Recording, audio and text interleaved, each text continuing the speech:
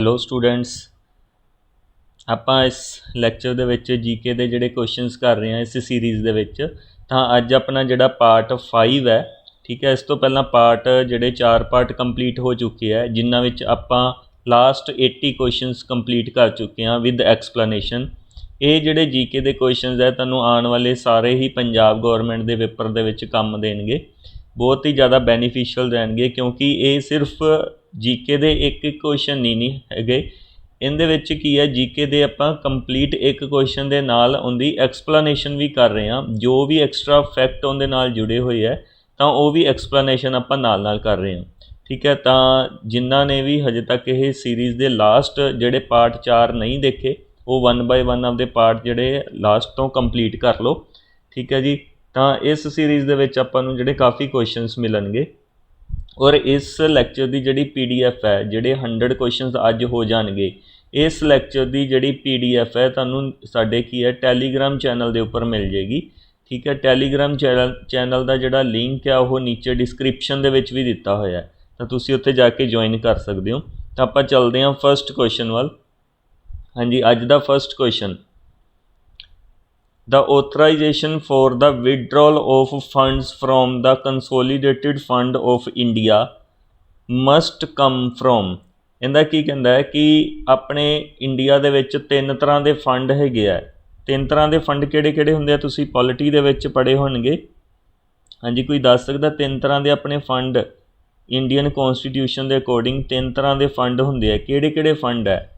ਤਾਂ 3 ਤਰ੍ਹਾਂ ਦੇ ਫੰਡ ਹੈ, ਜਿਨ੍ਹਾਂ ਨੂੰ ਨਹੀਂ ਪਤਾ ਨੋਟ ਡਾਊਨ ਕਰ ਲਓ। 3 ਤਰ੍ਹਾਂ ਦੇ ਫੰਡ ਆ ਆਪਣੇ ਕੋਲ ਇੰਡੀਆ ਦੇ ਕੌਂਸਟੀਟਿਊਸ਼ਨ ਦੇ ਅਕੋਰਡਿੰਗ। 1 ਇਜ਼ ਕੰਸੋਲੀਡੇਟਿਡ, ਜਿਹੜਾ ਇੱਥੇ ਲਿਖਿਆ ਵੀ ਹੋਇਆ ਆਪਣੇ ਕੋਲ, ਕੰਸੋਲੀਡੇਟਿਡ ਫੰਡ ਆਫ ਇੰਡੀਆ। ਦੂਸਰਾ ਜਿਹੜਾ ਹੈਗਾ fund, that is ਕੰਟੀਨਜੈਂਸੀ fund of India, ਮੈਂ ਲਿਖ ਦਿੰਦਾ ਕੰਟੀਨਜੈਂਸੀ fund of India. And third one is public account. ਤੀਸਰਾ ਜਿਹੜਾ ਫੰਡ ਆਪਣੇ ਕੋਲ ਪਬਲਿਕ ਅਕਾਊਂਟ ਹੈ। ਤਾਂ ਇਹ 3 ਆਪਣੇ ਕੋਲ ਫੰਡ ਹੈ ਬੇਸਿਕਲੀ ਇੰਡੀਆ ਦੇ ਕੌਂਸਟੀਟਿਊਸ਼ਨ ਦੇ ਅਕੋਰਡਿੰਗ। ਹੁਣ ਇੱਥੇ ਪੁੱਛਿਆ ਹੋਇਆ ਹੈ ਕਿ ਜਿਹੜਾ ਕੰਸੋਲੀਡੇਟਿਡ ਫੰਡ ਆਫ ਇੰਡੀਆ ਹੈ, ਇਹਦੇ ਵਿੱਚੋਂ ਅਗਰ ਕਿਸੇ ਨੇ ਵੀ ਵਿਡਰੋ ਕਰਨੇ ਆ, ਮਤਲਬ ਪੈਸੇ ਨਿਕਲਵਾਣੇ ਹੈ, ਤਾਂ ਕਿੰਦੇ ਕੋਲ ਆਥੋਰਾਈਜੇਸ਼ਨ ਹੈਗੀ ਹੈ, ਮਤਲਬ ਕਿੰਦੇ ਕੋਲ ਪਾਵਰ ਹੈਗੀ ਹੈ। ਤਾਂ ਕੰਸੋਲੀਡੇਟਿਡ ਫੰਡ ਆਫ ਇੰਡੀਆ ਦੇ ਵਿੱਚੋਂ ਪੈਸੇ ਨਿਕਲਵਾਉਣ ਦੀ ਪਾਵਰ ਕਿੰਦੇ ਕੋਲ ਹੁੰਦੀ ਹੈ? ਹਾਂਜੀ, ਹੁਣ ਇਸ ਚੀਜ਼ ਦਾ ਆਨਸਰ ਕਰੋ ਤੁਸੀਂ ਕਿ ਇਹ ਪ੍ਰੈਜ਼ੀਡੈਂਟ ਕੋਲ ਹੈ, ਕਿ ਇਹ ਪਾਰਲੀਮੈਂਟ ਕੋਲ ਹੈ, ਜਾਂ ਪ੍ਰਾਈਮ ਮਿਨਿਸਟਰ ਕੋਲ ਹੋਏਗੀ, ਜਾਂ ਯੂਨੀਅਨ ਫਾਈਨਾਂਸ ਮਿਨਿਸਟਰ ਕੋਲ ਹੋਊਗੀ, ਮਤਲਬ ਆਪਣੇ ਵਿੱਤ ਮੰਤਰੀ ਕੋਲ ਹੋਏਗੀ।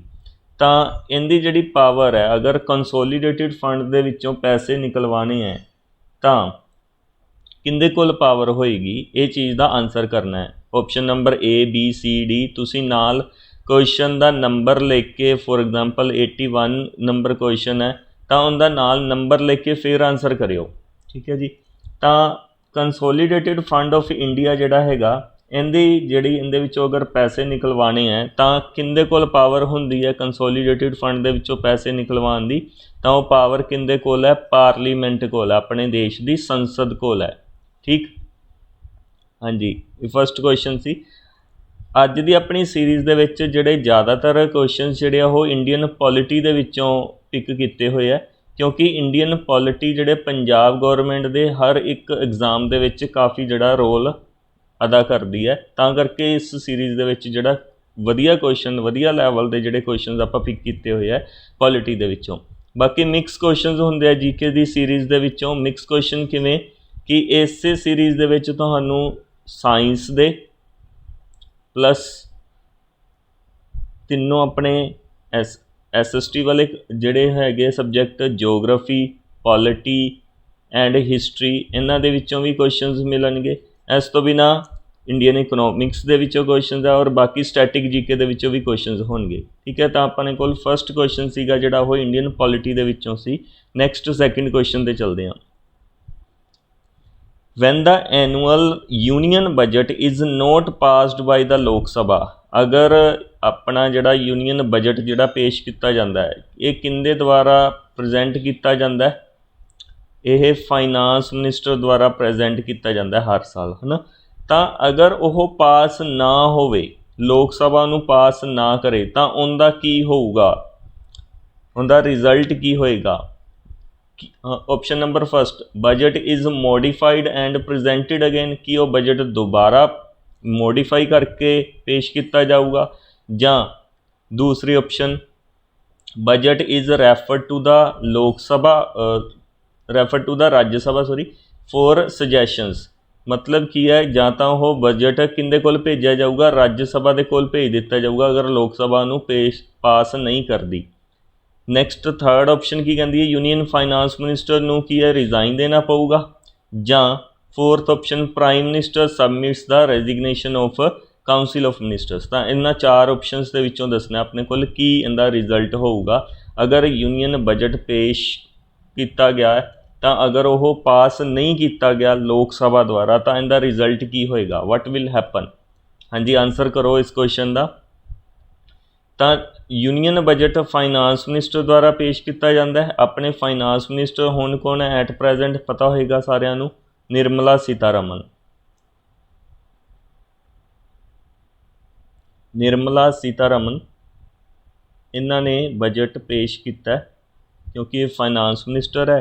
तो हुण इत्थे गल किंदी हो रही है, फाइनांस मिनिस्टर की हो रही है। अगर वो पेश की करता है कोई भी फाइनांस मिनिस्टर लोक सभा नूं पास नहीं करती तो की होऊगा, तो इनका आंसर की होएगा। तो इस केस दे विच प्राइम मिनिस्टर नूं सबमिट करना पऊगा रेजिग्नेशन, सारी काउंसिल ऑफ मिनिस्टर्स नूं की है रिज़ाइन देना पऊगा, मतलब सरकार डिग पऊगी। ठीक है जी। Next 83 number question, under the constitution of India which one of the following is not a fundamental duty. हाँ जी, fundamental duty part number 4A की गल हो रही है। पार्ट 4A, पार्ट 4A बारे दस सकते हो, फंडामेंटल ड्यूटीज़ के नाल रिलेटेड है। अगर आर्टिकल नंबर पूछा जाए तो आर्टिकल नंबर कितना है, 51A। इनका आर्टिकल नंबर 51A। किहड़ी कमेटी ने सुजैसट किया सी फंडामेंटल ड्यूटीज़ नूं ऐड करन दे लई, तां कमेटी का नाम की है, स्वर्ण सिंह कमेटी। ठीक है जी। कदों ऐड किए गए सी, बेसिकली फंडामेंटल ड्यूटीज़ कदों ऐड कीतियां गईयां सी, 1976 दे विच फंडामेंटल ऐड कीतियां गईयां सी। किहड़ी अमेंडमेंट दे विच, इहदा आंसर तुसीं मैनूं नीचे कमेंट सैक्शन दे विच करना है, किहड़ी अमेंडमेंट दे विच ये फंडामेंटल ड्यूटीज़ ऐड कीतियां गईयां सी। तां इत्थे हुण की है अपने कोल, जदों 1976 दे विच फंडामेंटल ड्यूटीज़ ऐड कीतियां गईयां सी तां उस समय किन्नियां सीगियां, 10 फंडामेंटल ड्यूटीज़ है। बट एट प्रेजेंट की गल की जाए तो हुण किन्नियां, 11 फंडामेंटल ड्यूटीज़ है। ठीक है जी। तो 11th जी लास्ट वाली फंडामेंटल ड्यूटी है, 11th फंडामेंटल ड्यूटी यह 86th अमेंडमेंट के दौरान, 86th अमेंडमेंट हुई सी कदों, 2002 दे विच, उदों यह अमेंडमेंट दे विच 11th फंडामेंटल ड्यूटी ऐड की गई सी।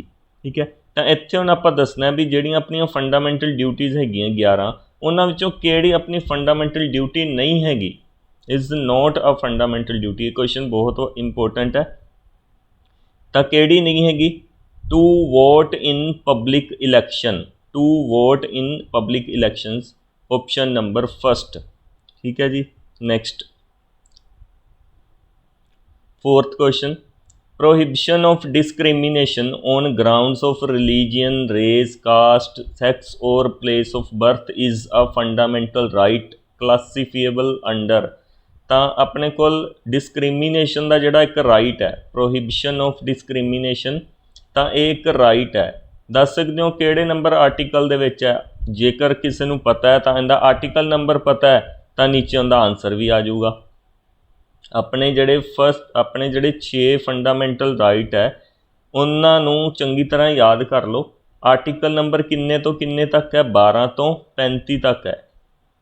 ठीक है जी, ये भी चीज़ याद रखनी है। तो 6 फंडामेंटल राइट्स दे विचों इत्थे एक फंडामेंटल राइट की गल हो रही है, प्रोहिबिशन ऑफ डिस्क्रिमिनेशन, मतलब भेदभाव नहीं करना। तो किहड़े फंडामेंटल राइट दे विच ये गल की गई है डिस्क्रिमिनेशन की, तो आर्टिकल नंबर अगर गल की जाए तो आर्टिकल नंबर कितना है, 15 नंबर आर्टिकल है। ठीक है जी।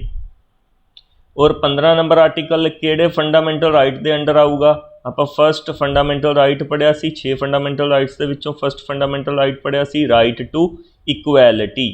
तो राइट टू इक्वैलिटी के अंडर अपने कोल डिस्क्रिमिनेशन प्रोहिबिशन ऑफ डिस्क्रिमिनेशन का जिहड़ा राइट हैगा तो इहदा आंसर की आ जाऊगा option number B right to equality.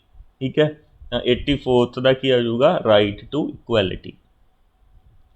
तो इत्थे राइट टू इक्वैलिटी की गल करिए तो राइट टू इक्वैलिटी जिहड़ा आर्टिकल है वो किन्ने तो किन्ने तक है 14 तो 18 तक राइट टू इक्वैलिटी है। ठीक है जी तो इन्हां दे विच तुसीं हर एक चीज़ याद रखनी है। कोई मैनूं दस सकता है कि देखो अपने जिहड़े फंडामेंटल राइट्स है अगर पूरे पार्ट के आर्टिकल नंबर की गल करिए तो पूरे पार्ट के जिहड़े आर्टिकल नंबर है वो किन्ने तो किन्ने तक है 12 तो 35 तक है ना 12 तो 35 तक है अगर आप पूरे फंडामेंटल राइट की गल करिए। पर मैनू कोई दस सकता है भी अपने जिहड़े 12 और 13 नंबर आर्टिकल है इहदे विच की किया गया है। काफ़ी इंपोर्टेंट है 12 और 13 नंबर आर्टिकल जिहड़े अपने फंडामेंटल राइट्स स्टार्ट होंदे आ वो किन्ने तो स्टार्ट होंदे आ 14 तो 18 तक 14 तो स्टार्ट होंदे आ बेसिकली। तो ਜਿਹੜੇ 12 और 13 ਜਿਹੜੇ आर्टिकल रह गए ਇਹਦੇ ਵਿੱਚ फिर की होएगा तो तुसी मैनू इस चीज़ का आंसर करना है। ठीक है तो इत्थे अपने को 84th का आंसर की आ गया right to equality.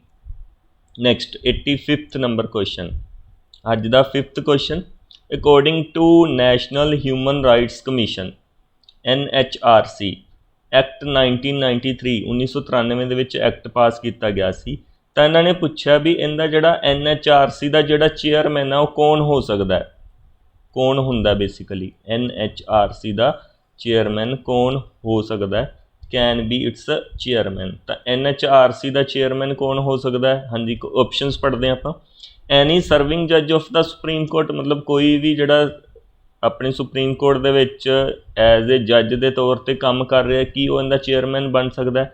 Option number be any serving जज ऑफ हाई कोर्ट किसी भी अपनी हाई कोर्ट का जोड़ा जज होगा जोड़ा उत्थे काम कर रहा वो हो सकता है ਜਾਂ only a retired chief justice of India तो इंडिया आना सी तो only retired chief justice of India ਜਾਂ only a retired chief justice of high court ਜਾਂ किसी भी हाई कोर्ट का जोड़ा चीफ जस्टिस है रिटायर हो चुका हो उस तो बाद NHRC का वो चेयरमैन बन सकता है।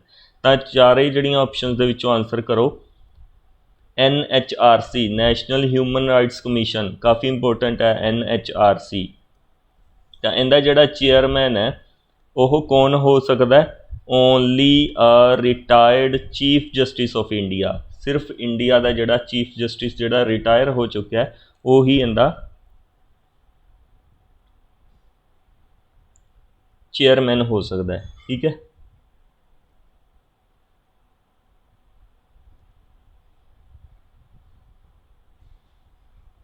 हाँ जी next question 86th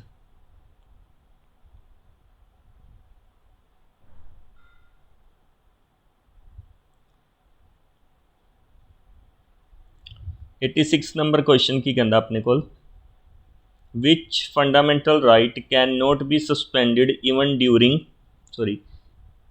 N emergency under article 352 केड़ा जिहड़ा फंडामेंटल राइट आ वो एमरजेंसी के दौरान 352 नंबर एमरजेंसी के दौरान सस्पेंड नहीं किया जा सकता कैन नॉट बी सस्पेंडिड। तो केड़ा जिहड़ा अपने कोल हैगा तुहानूं पता होना चाहिए सिर्फ दो जिहड़े अपने फंडामेंटल राइट्स है वो एमरजेंसी के दौरान नहीं सस्पेंड किए जा सकते। तो किहड़े फंडामेंटल राइट्स अपने सस्पेंड नहीं किए जा सकते दो आर्टिकल काफ़ी इंपोर्टेंट है जी इहदे विच जिंदे विचों एक इहदा आंसर भी हैगा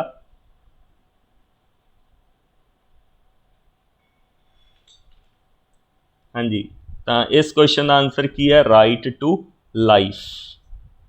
ठीक है आर्टिकल नंबर की गल की जाए तो आर्टिकल नंबर कितना है आर्टिकल नंबर 21 नंबर आर्टिकल कहता राइट टू लाइफ इनू कदे भी सस्पेंड नहीं किया जा सकता। Next 87th number question fundamental rights can be suspended by सारे फंडामेंटल राइट्स जिहड़े अपने सस्पेंड किए जा सकते हैं सिर्फ कुछ ही फंडामेंटल राइट्स सस्पेंड नहीं किए जा सकते जिवें आपां हुणे पिछे गल की है आर्टिकल नंबर 21 एक होर फंडामेंटल राइट है जिहड़ा सस्पेंड नहीं किया जा सकता आर्टिकल 21 तो आपां नूं पता ही है ਕਿਹੜਾ ਦੂਸਰਾ ਆਰਟੀਕਲ ਨੰਬਰ ਮੈਨੂੰ ਦੱਸ ਸਕਦੇ ਹੋ, ਔਰ ਕਿਹੜਾ ਫੰਡਾਮੈਂਟਲ ਰਾਈਟ ਹੈ ਜਿਹੜਾ ਨਹੀਂ ਸਸਪੈਂਡ ਕੀਤਾ ਜਾ ਸਕਦਾ ਈਵਨ ਡਿਊਰਿੰਗ ਐਮਰਜੈਂਸੀ। ਹੁਣ ਇੱਥੇ ਗੱਲ ਕੀ ਹੋਈ ਹੈ ਕਿ ਬਾਕੀ ਜਿਹੜੇ ਫੰਡਾਮੈਂਟਲ ਰਾਈਟ ਸਸਪੈਂਡ ਕੀਤੇ ਜਾ ਸਕਦੇ ਹੈ ਤਾਂ ਕਿਹਦੇ ਦੁਆਰਾ ਕੀਤੇ ਜਾਣਗੇ, ਇਹਦਾ ਆਨਸਰ ਕਰਨਾ ਆਪਾਂ। ਹਾਂਜੀ, ਫੰਡਾਮੈਂਟਲ ਰਾਈਟਸ ਜਿਹੜੇ ਸਸਪੈਂਡ ਕੀਤੇ ਜਾ ਸਕਦੇ ਹੈ ਤਾਂ ਕੌਣ ਕਰੂਗਾ? ਕੀ ਉਹ ਪ੍ਰੈਜ਼ੀਡੈਂਟ ਕਰ ਸਕਦਾ ਹੈ, ਵਾਈਸ ਪ੍ਰੈਜ਼ੀਡੈਂਟ ਕਰ ਸਕਦਾ ਹੈ, ਸੁਪਰੀਮ ਕੋਰਟ ਕਰ ਸਕਦੀ ਹੈ, ਜਾਂ ਪ੍ਰਾਈਮ ਮਿਨਿਸਟਰ ਕਰ ਸਕਦਾ ਹੈ? ਤਾਂ ਕੌਣ ਕਰ ਸਕਦਾ ਹੈ ਫੰਡਾਮੈਂਟਲ ਰਾਈਟਸ ਨੂੰ ਸਸਪੈਂਡ? ਕੌਣ ਕਰ ਸਕਦਾ ਹੈ? Option number first, president can suspend fundamental rights. ਠੀਕ ਹੈ ਜੀ। Next 88 number question, in which of the following cases the Supreme Court held that fundamental rights are unamendable? मतलब फंडामेंटल राइट्स ਦੇ ਵਿੱਚ ਕੋਈ ਚੇਂਜ ਨਹੀਂ ਕੀਤੀ ਜਾ ਸਕਦੀ। ਅਨਅਮੈਂਡੇਬਲ ਦਾ ਮਤਲਬ ਕੀ ਹੋਇਆ? ਫੰਡਾਮੈਂਟਲ ਰਾਈਟਸ ਦੇ ਵਿੱਚ ਕੋਈ ਚੇਂਜ ਨਹੀਂ ਕੀਤੀ ਜਾ ਸਕਦੀ। ਸੁਪਰੀਮ ਕੋਰਟ ਨੇ ਕਿਹੜੇ ਕੇਸ ਦੇ ਵਿੱਚ ਕਿਹਾ ਸੀ? ਸੁਪਰੀਮ ਕੋਰਟ ਦਾ ਕਿਹੜਾ ਕੇਸ ਸੀ? ਕਾਫੀ ਇੰਪੋਰਟੈਂਟ ਹੈ ਇਹ ਵਾਲਾ ਕੇਸ ਵੀ। ਤਾਂ ਕੀ ਇਹ AK ਗੋਪਾਲਨ ਕੇਸ ਹੈ, ਕੇਸ਼ਵ ਨੰਦਾ ਭਾਰਤੀ ਕੇਸ ਹੈ, ਜਾਂ MC ਮਹਿਤਾ ਕੇਸ ਹੈ, ਜਾਂ ਗੋਲਕਨਾਥ ਦਾ ਕੇਸ ਹੈ? ਤਾਂ ਇਹ 4 ਕੇਸ ਹੈਗੇ ਜਿਹੜੇ ਇੰਪੋਰਟੈਂਟ ਹੈ। ਠੀਕ ਹੈ, ਤੁਸੀਂ ਇਹਨਾਂ ਸਾਰਿਆਂ ਨੂੰ ਪੜ੍ਹ ਵੀ ਲਓ ਇਹਨਾਂ ਦੀ ਡਿਟੇਲ।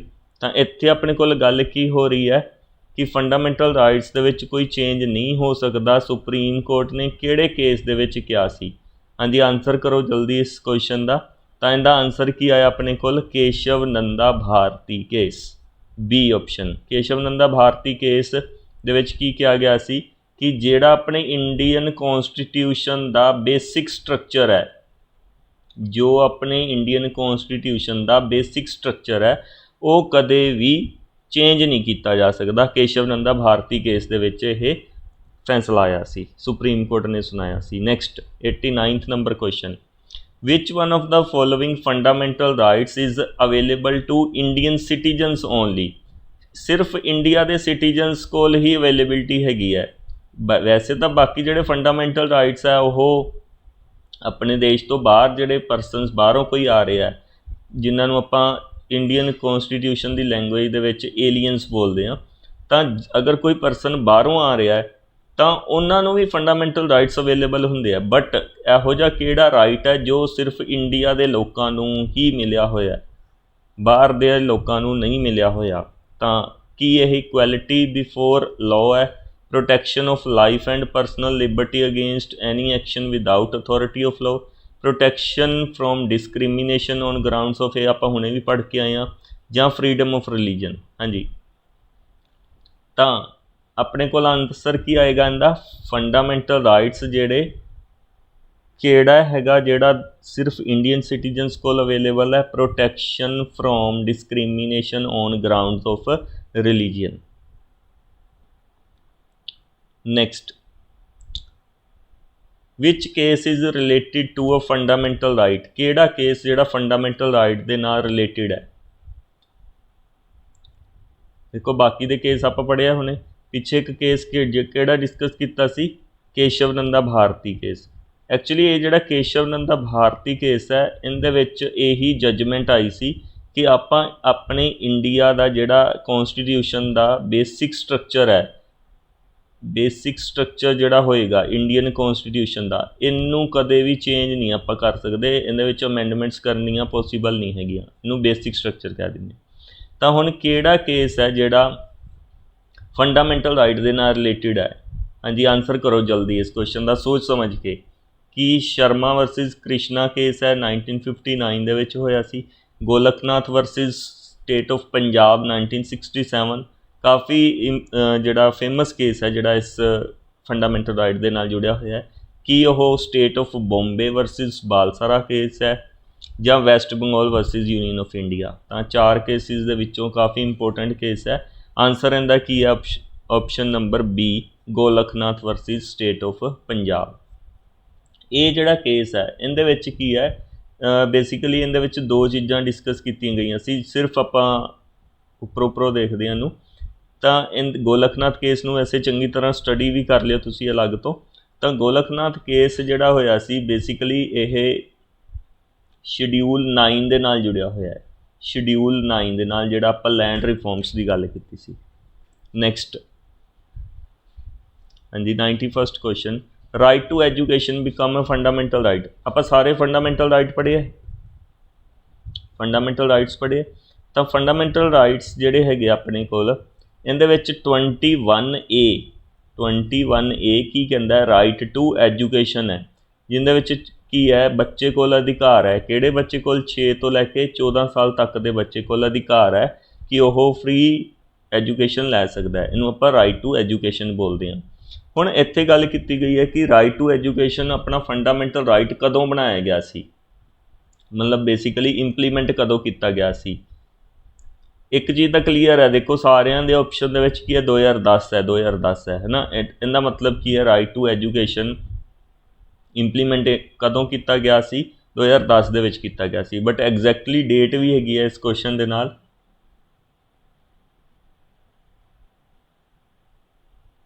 ਤਾਂ ਇਸ ਕੁਐਸਚਨ ਦਾ ਆਨਸਰ ਕੀ ਆਪਣੇ ਕੋਲ ਆਪਸ਼ਨ ਨੰਬਰ B, April 1, 2010 ਦੇ ਵਿੱਚ। Next question, how many nations are there in the BIMSTEC. ਕਾਫੀ ਇੰਪੋਰਟੈਂਟ ਹੈ, ਨਿਊਜ਼ ਦੇ ਵਿੱਚ ਵੀ ਸੀ, ਤਾਂ ਬਿਮਸਟੈਕ ਦੇ ਵਿੱਚੋਂ ਇੱਕ ਕੁਐਸਚਨ ਐਕਸਪੈਕਟ ਕੀਤਾ ਜਾ ਸਕਦਾ ਆਪਣੇ ਆਉਣ ਵਾਲੇ PSSB ਦੇ ਕਿਸੇ ਵੀ ਐਗਜ਼ਾਮ ਦੇ ਵਿੱਚ, ਡੈਫੀਨੇਟ ਹੈ ਜੀ ਇੱਕ ਕੁਐਸਚਨ ਆਏਗਾ ਹੀ ਆਏਗਾ, ਉਹ ਕਿਸੇ ਵੀ ਤਰ੍ਹਾਂ ਦਾ ਹੋ ਸਕਦਾ ਹੈ। ਜਸਟ ਆਪਾਂ ਇੱਥੇ ਕੀ ਹੈ ਕਵਰ ਕਰਨ ਦੇ ਲਈ ਬਿਮਸਟੈਕ ਨੂੰ ਕੰਪਲੀਟਲੀ ਕਵਰ ਕਰਨ ਦੇ ਲਈ ਕੁਐਸਚਨ ਪਾਇਆ ਹੋਇਆ। ਤਾਂ ਇੱਥੇ ਵਿੱਚ ਇਹਦੇ ਵਿੱਚ ਦੱਸਣਾ ਆਪਣੇ ਕੋਲ ਬਿਮਸਟੈਕ ਦੇ ਵਿੱਚ ਕਿੰਨੇ ਨੇਸ਼ਨਸ ਹੈ, ਕਿੰਨੀਆਂ ਕੰਟਰੀਜ਼ ਹੈ, ਤਾਂ ਇਹਦੇ ਵਿੱਚ ਕਿੰਨੀਆਂ ਕੰਟਰੀਜ਼ ਹੈ ਐਟ ਪ੍ਰੈਜੈਂਟ, 6, 7, 8 ਜਾਂ 9। ਹਾਂਜੀ ਜਲਦੀ ਆਨਸਰ ਕਰੋ ਇਸ ਕੁਐਸਚਨ ਦਾ, ਬਿਮਸਟੈਕ ਦੇ ਵਿੱਚ ਕਿੰਨੇ ਨੇਸ਼ਨਸ ਹੈ। ਇਸ ਤੋਂ ਬਾਅਦ ਆਪਾਂ ਇਹਦੀ ਬਿਮਸਟੈਕ ਦੀ ਡਿਟੇਲ ਵੀ ਦੇਖਦੇ ਹਾਂ। ਤਾਂ ਬਿਮਸਟੈਕ ਦੇ ਵਿੱਚ ਐਟ ਪ੍ਰੈਜੈਂਟ ਕਿੰਨੇ ਨੇਸ਼ਨਸ ਹੈ, 7, ਠੀਕ ਹੈ ਜੀ। ਤਾਂ ਟੋਟਲ ਐਟ ਪ੍ਰੈਜੈਂਟ 7 ਨੇਸ਼ਨਸ ਹੈ। ਹੁਣ ਬਿਮਸਟੈਕ ਬਾਰੇ ਅਗਰ ਡਿਟੇਲ ਦੀ ਗੱਲ ਕਰੀਏ ਤਾਂ ਬਿਮਸਟੈਕ ਦੀ ਅਗਰ ਫੁੱਲ ਫॉर्म ਇਹਦੇ ਵਿੱਚੋਂ ਇੱਕ ਕੁਐਸਚਨ ਡੈਫੀਨੇਟ ਐਕਸਪੈਕਟ ਕੀਤਾ ਜਾ ਸਕਦਾ, ਤਾਂ ਕਰਕੇ ਆਪਾਂ ਇਹਨੂੰ ਕੰਪਲੀਟ ਸਟੱਡੀ ਕਰਦੇ ਹਾਂ। Bay of Bengal initiative on multi sectoral technical and economic cooperation, ਠੀਕ ਹੈ ਜੀ। ਤਾਂ ਇਹਦੀ ਫੁੱਲ ਫॉर्म ਹੈ ਬਿਮਸਟੈਕ ਦੀ।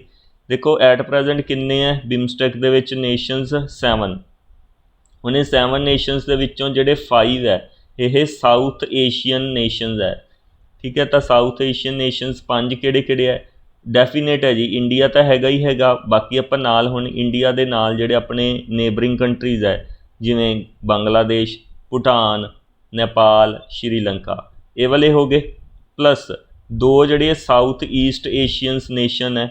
ਹੁਣ 2 ਜਿਹੜੇ ਬਾਕੀ ਰਹਿ ਗਏ ਉਹ ਕਿਹੜੇ ਹੈ, ਮਿਆਂਮਾਰ ਐਂਡ ਥਾਈਲੈਂਡ। ਤਾਂ ਇਹ 7 ਹੋ ਗਏ।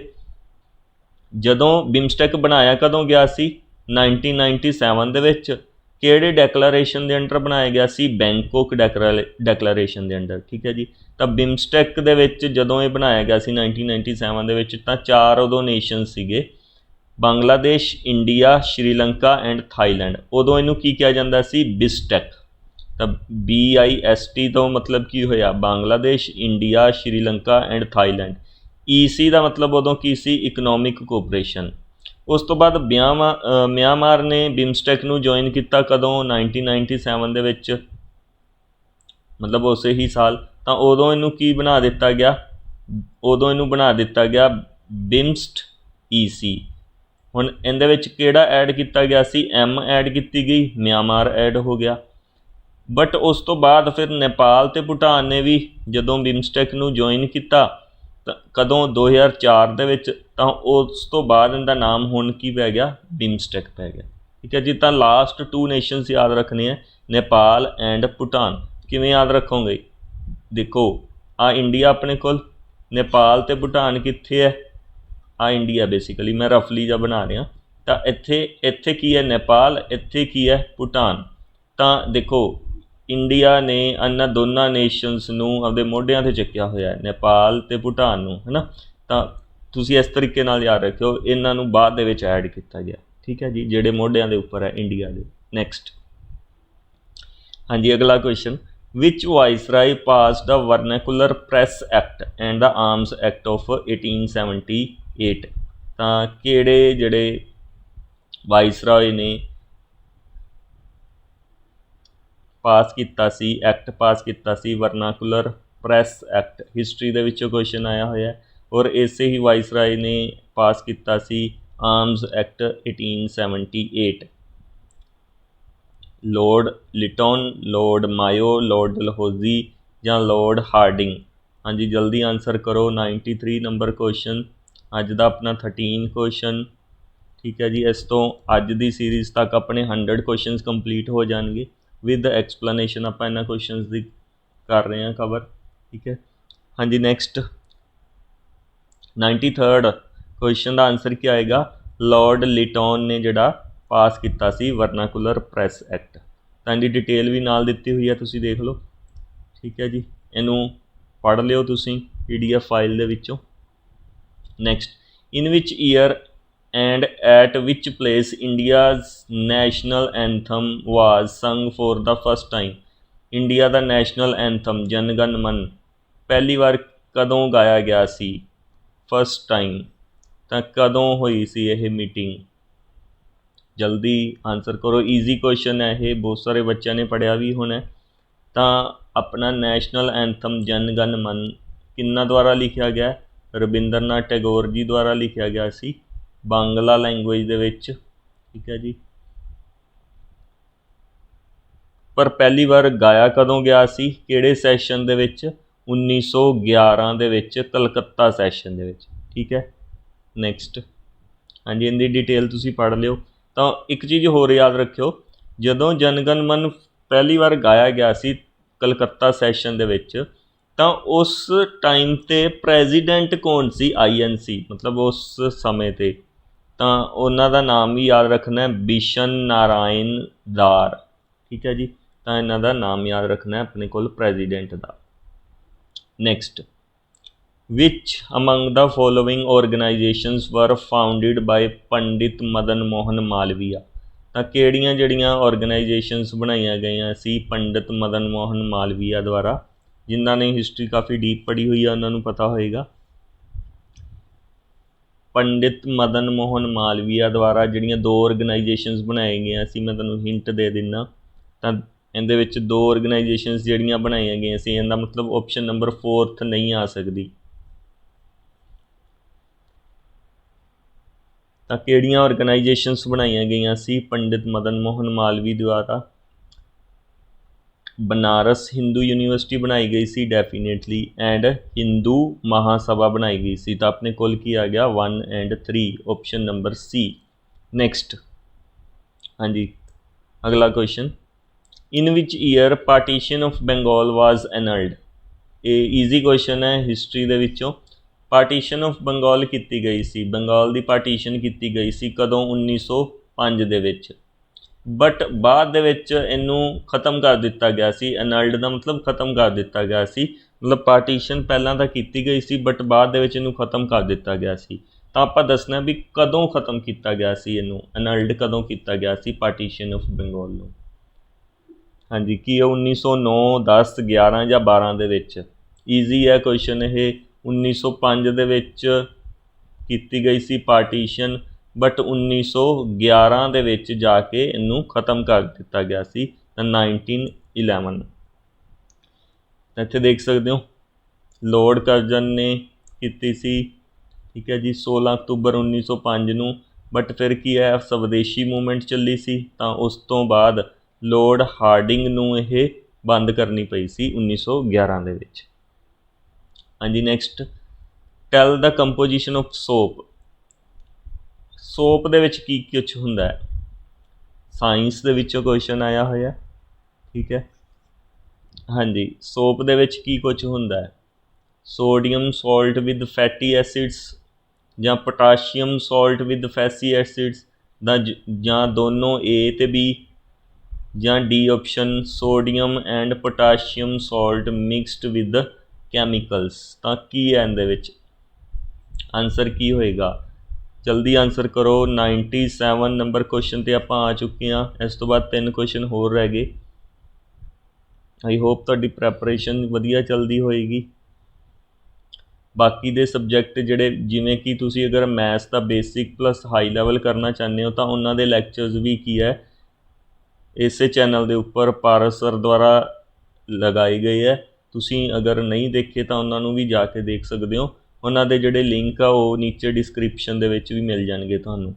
ਮੈਥਸ ਦਾ ਹਰ ਇੱਕ ਚੈਪਟਰ ਬਿਲਕੁਲ ਬੇਸਿਕ ਟੂ ਹਾਈ ਲੈਵਲ ਤੱਕ ਸਰ ਨੇ ਕਰਵਾਇਆ ਵਿਦ ਕੁਐਸਚਨ ਆਨਸਰ, ਠੀਕ ਹੈ ਜੀ। ਤਾਂ ਉਹਨਾਂ ਦੀ ਸੀਰੀਜ਼ ਨੂੰ ਵੀ ਤੁਸੀਂ ਨਾਲ ਨਾਲ ਦੇਖਦੇ ਜਾਓ। ਹਾਂਜੀ, ਕੰਪੋਜੀਸ਼ਨ ਆਫ ਸੋਪ ਦੇ ਵਿੱਚ ਕੀ ਕੁਛ ਹੁੰਦਾ, ਤਾਂ ਦੋਨੋਂ ਹੀ ਹੁੰਦੇ ਆ, ਸੋਡੀਅਮ ਅਤੇ ਪੋਟਾਸ਼ੀਅਮ ਦੋਨੇ ਹੁੰਦੇ ਆ। ਕਿਹਦੇ ਨਾਲ ਹੁੰਦੇ ਆ, ਫੈਟੀ ਐਸਿਡਸ ਦੇ ਨਾਲ ਹੁੰਦੇ ਆ, ਠੀਕ ਹੈ ਜੀ। ਤਾਂ ਆਪਸ਼ਨ ਨੰਬਰ ਸੀ ਆ ਜਾਊਗਾ ਆਪਣੇ ਕੋਲ ਇਹਦਾ ਕਰੈਕਟ ਆਨਸਰ।